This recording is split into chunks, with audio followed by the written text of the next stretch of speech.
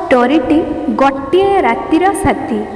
ଗୋଟିଏ ଝିଅ କ'ଣ ଏତେ ତଳକୁ ଖସି ଯାଇପାରେ ଯିଏକି ଅନ୍ୟର ପିଲାକୁ ନେଇ ନିଜ ପେଟରେ ରଖି ପିଲାଟି ଜନ୍ମ ଦେଇ ସାରିଲା ପରେ ଅନ୍ୟ ଜଣକୁ ଦେଇ ଦେଇ ସେ ନିଜ ରାସ୍ତାରେ ଫେରିଯିବ? ଏହା କେମିତି ସମ୍ଭବ? ତାର ମାତୃତ୍ୱ କ'ଣ ତାକୁ ବାଧା ଦେବନି? ଏ ସମାଜ ତାକୁ କିଛି ପ୍ରଶ୍ନ କରିବନି? ତାହେଲେ ସେ କାହିଁକି ଏମିତି କଲା?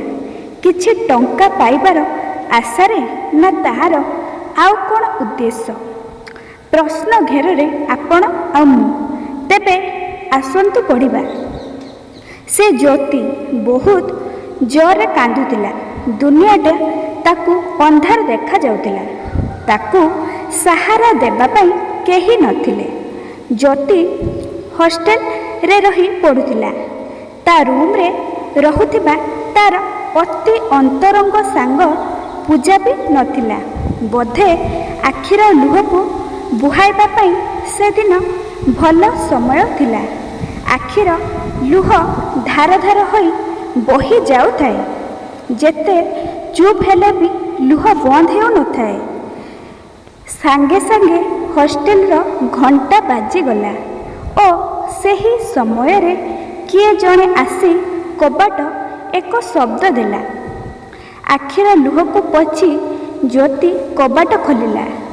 କବାଟ ଖୋଲି ଦେଖିଲା ପାଖ ରୁମ୍ରେ ଥିବା ତାର ଆଉ ଜଣେ ସାଙ୍ଗ ବର୍ଷା ଆସିଛି। ବର୍ଷା ଜ୍ୟୋତିର ମୁହଁକୁ ବୁଝି ସାରିଥିଲା।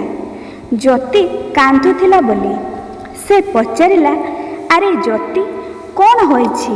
ଜ୍ୟୋତିର ପାଟି ଖନି ମାରିଗଲା। ସେ କହିଲା, ମୋର କିଛି ହୋଇନି। ମୋର କ'ଣ ହେବ? ମୁଁ ଠିକ୍ ଅଛି। କିନ୍ତୁ ଜ୍ୟୋତିର ଉତ୍ତରରେ ବର୍ଷା ବୁଝି ସାରିଥିଲା ଯେ ଜ୍ୟୋତି କିଛି ଲୁଚେଇବାକୁ ଚାହୁଁଛି। ସେ କହିଲା, ହଉ ଠିକ୍ ଅଛି, ଚାଲ ଖାଇଦେବା। ଦୁହେଁ ଖାଇବା ପାଇଁ ଗଲେ। ବର୍ଷା ଜ୍ୟୋତିକୁ ଖାଇବା ବେଳେ ଲକ୍ଷ୍ୟ କରୁଥିଲା। ସେ ଜାଣିବାକୁ ପାଇଲା ଯେ ଜ୍ୟୋତି କିଛି କଥା ଲୁଚେଇବାକୁ ଚାହୁଁଛି। ତେବେ କ'ଣ ହୋଇଛି? କ'ଣ ସେ ଲୁଚେଇବାକୁ ଚାହୁଁଛି? ଏମିତି ପ୍ରଶ୍ନ ତା ମନ ଭିତରେ ଘାଣ୍ଟି ହେଲା। ସେ ଖାଇବା ସମୟରେ କହିଲା, ଜ୍ୟୋତି, ତୁ କ'ଣ ମୋତେ ସାଙ୍ଗ ଭଳି ଭାବୁନୁ? ମୁଁ କ'ଣ ପର? ତୁ ମୋତେ କହରେ ସାଙ୍ଗ। ତୋର ମନ ହାଲୁକା ହୋଇଯିବ। ତୁ ତ ମୋତେ ଜାଣିଛୁ, ମୁଁ କାହା କଥା କାହାକୁ କହିବାକୁ ପସନ୍ଦ କରେନି। ମୋତେ ଲାଗୁଛି ତୋର ଯାହା ବି ହେଲେ କିଛି ହୋଇଛି, ନହେଲେ ତୁ ଏତେ ଉଦାସ ହୋଇନଥାନ୍ତୁ। ଜ୍ୟୋତି କିନ୍ତୁ କିଛି କହିବା ପାଇଁ ଚାହୁଁନଥାଏ। ନୀରବ ରହି ସେ ବର୍ଷା କଥା ଶୁଣୁଥାଏ। କହିଲା, ତୁ ବିଶ୍ୱାସ କର, କିଛି ହେଇନି। ବାପାଙ୍କ କଥା ଆଜି ଭାରି ମନେ ପଡ଼ୁଛି। ସେଥିପାଇଁ ମୋ ମନ ଭଲ ନାହିଁ। ବର୍ଷା କିନ୍ତୁ ବୁଝି ସାରିଥିଲା ଜ୍ୟୋତି ମିଛ କହୁଛି। ସେ ଆଉ କିଛି କହିଲା ନାହିଁ। କେବଳ ସାନ୍ତ୍ୱନା ଦେବା ପାଇଁ କହିଲା, ଠିକ୍ ଅଛି, ଖାଇବା ସରିଲାଣି, ଏବେ ଯିବା। ଜ୍ୟୋତି କହିଲା, ହଉ ଏବେ ଚାଲ। ବର୍ଷାର ମନ ବୁଝୁନଥିଲା। ଯାହା ହେଲେ ବି କିଛି ହୋଇଛି। ଜ୍ୟୋତି ପିଜି ଦ୍ୱିତୀୟ ବର୍ଷର ଛାତ୍ରୀ ଥିଲା। ଆଜିକୁ 4 ବର୍ଷ ହେବ ସେ ହଷ୍ଟେଲରେ ରହି ପାଠ ପଢ଼ୁଛି। ଆଜି କାହିଁକି ସେ ବାପାଙ୍କ କଥା ମନେ ପକାଇ କାନ୍ଦୁଛି? ନା ଜ୍ୟୋତି ମିଛ କହୁଛି? ହୁଏତ ତା ବାପାଙ୍କର କିଛି ହୋଇଛି। ବର୍ଷାର ମନ ଅସ୍ଥିର ହେଲା। କ'ଣ ହୋଇଛି ବୋଲି ଜାଣିବାକୁ ଯେମିତି ସେ ବ୍ୟାକୁଳ ଥିଲା। ସେ ସାଙ୍ଗେ ସାଙ୍ଗେ ଭାବିଲା, ନା, ଜ୍ୟୋତି ପାଖରେ ତ କେହି ନାହିଁ। ଯଦି ସେ କିଛି ଭୁଲ କାମ କଲା ତେବେ କ'ଣ ହେବ? ସେ ପୂଜାକୁ ଫୋନ୍ କଲ, କିନ୍ତୁ ପୂଜା ଫୋନ୍ ନ ଉଠାଇବାରୁ ତାକୁ ଆହୁରି ବ୍ୟସ୍ତ ଲାଗିଲା। ଏମିତି ଭାବୁ ଭାବୁ ପୂଜା ତା ପାଖକୁ ଫୋନ୍ କଲ୍ କଲା ଓ କହିଲା, ଆଜି କ'ଣ ତୁ ମୋତେ ଫୋନ୍ କରିଛୁ? କ'ଣ ଖବର କହ, କ'ଣ ହୋଇଛି? ବର୍ଷା ଉତ୍ତର ଦେଲା, ଜାଣିଛୁ ପୂଜା, ଆଜି ମୁଁ ଜ୍ୟୋତି ରୁମ୍କୁ ଯାଇଥିଲି। ସେ କାନ୍ଦୁଥିଲା।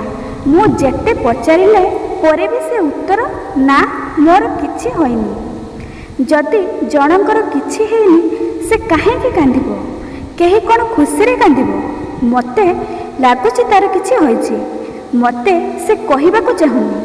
ତୁ ତାର ଅତି ଅନ୍ତରଙ୍ଗ ସାଙ୍ଗ। ମୋତେ ଲାଗୁଛି ସେ ତୋତେ ସବୁ କହିବ। ପଚାରିକି ମୋତେ ଟିକେ କହ। ମୋତେ ଭଲ ଲାଗୁନି।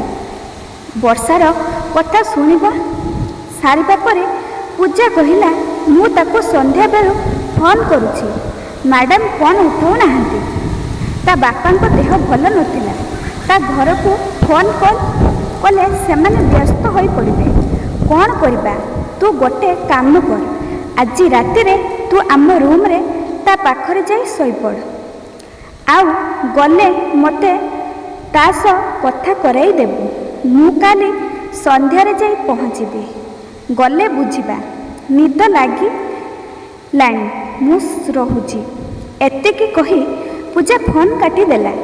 ବର୍ଷା ମଧ୍ୟ ସମୟକୁ ଅପେକ୍ଷା କରି ଜ୍ୟୋତିର ରୁମ୍କୁ ଗଲା ଓ କବାଟର ଶବ୍ଦ ଦେଲା।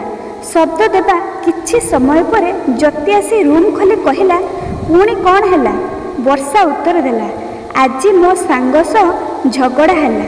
ଭାବିଲି ତୋ ରୁମ୍ରେ ତ ପୂଜା ନାହିଁ, ସେଥିପାଇଁ ତୋ ରୁମ୍କୁ ଚାଲି ଆସିଲି। କାଲି ସକାଳେ ଚାଲିଯିବି। ଏହି କଥା କେବଳ ବର୍ଷାର ଏକ ଭାବନା ଥିଲା ବା ବାହାନା ଥିଲା। ଦୁହେଁ ଭିତରକୁ ଗଲେ। ଆଚ୍ଛା ଜ୍ୟୋତି, ସତ କଥା କହିବୁ ମୋତେ? କ'ଣ ହୋଇଛି ତୋର? ପ୍ଲିଜ୍ କହ ମୋତେ। ମୁଁ ତୋର ସାଙ୍ଗ, ମୋତେ କହିବୁନି? ମୁଁ ଯଦି ତୋତେ କିଛି ସାହାଯ୍ୟ କରିପାରେ ତେବେ ମୁଁ ନିଶ୍ଚୟ କରିବି। ବର୍ଷାର କଥା ଶୁଣି ଜ୍ୟୋତି ନିଜର ଆଖିର ଲୁହକୁ ଲୁଚାଇ ପାରିଲାନି। ସେ ଜୋରରେ କାନ୍ଦିବାକୁ ଲାଗିଲା। କାନ୍ଦି କାନ୍ଦି ବର୍ଷାକୁ କୁଣ୍ଢାଇ ପକାଇଲା।